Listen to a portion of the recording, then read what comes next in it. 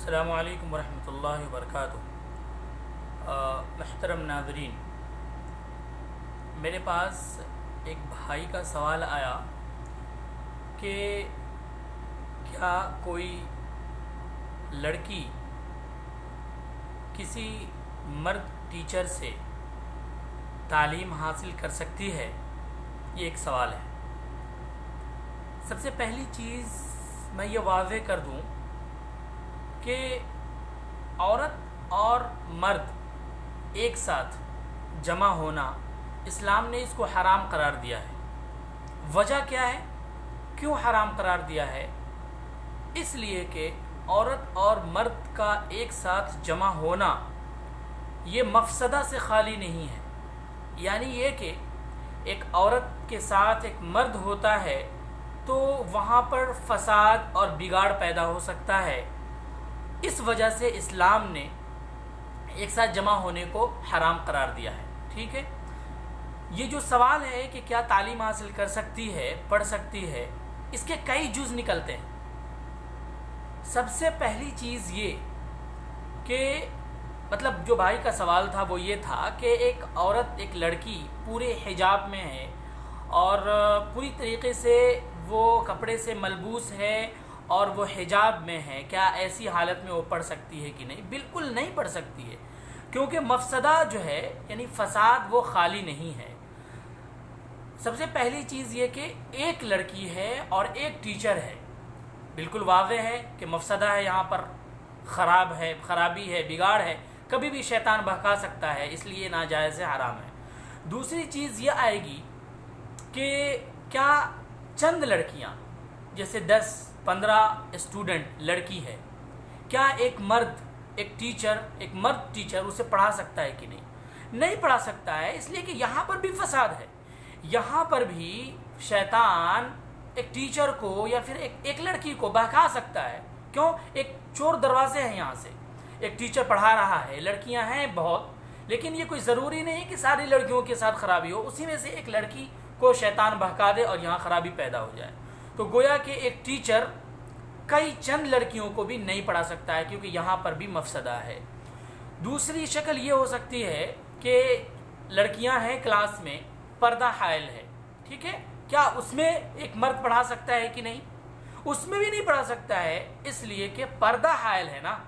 تو کیا پردہ کے حائل ہونے سے ہماری آواز تو وہاں جا رہی ہے اور وہاں اس کی بھی تو آواز آ رہی ہے، وہ اگر ہم سے سوال پوچھ رہی ہے، سب چیزیں تو آواز آ سکتی ہے۔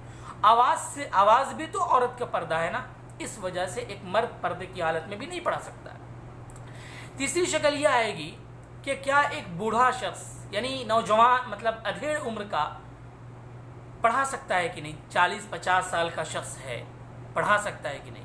بالکل نہیں پڑھا سکتا ہے۔ کیوں؟ کیا وہ 40-50 سال کا شخص کیا غلط کام نہیں کر سکتا؟ کیا شیطان اس کو نہیں بہکا سکتا؟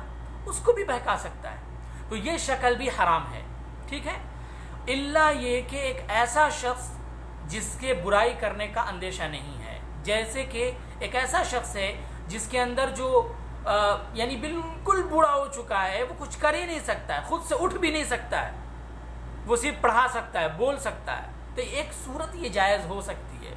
سب سے پہلی چیز کہ آخر یہ ساری کی ساری صورتیں اسلام نے کیوں حرام قرار دیا ہے؟ اس لیے کہ مفسدہ ہے، فساد، بگاڑ پیدا ہو سکتا ہے۔ اب دیکھیے پھر کیسے ہو سکتا ہے ایک مرد شخص، ایک مرد ٹیچر عورت کو کیسے پڑھائے؟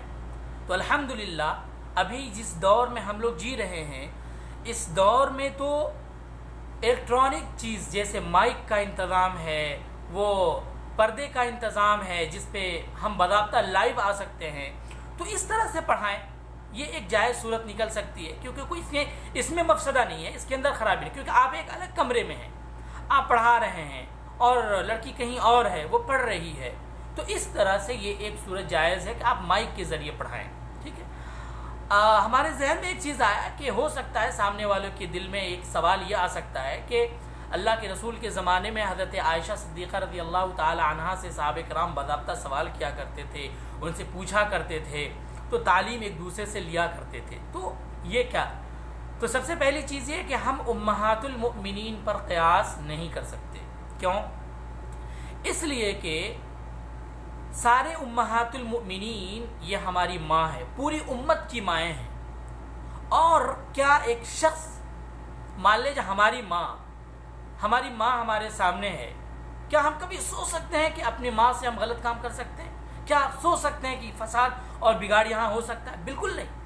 اس لیے امہات المؤمنین وہ صحابہ کرام جو پوچھا کرتے تھے سوالات، وہ صحابہ کرام کی مائیں تھیں. اسی لیے وہ صحابہ کرام کبھی سوچ بھی نہیں سکتے اپنے ماں سے غلط کام کرنے کا. ٹھیک، تو یہاں مفسدہ بالکل نہیں ہے. اس لیے ان ساری چیزوں کو ہم یہاں پر قیاس نہیں کر سکتے.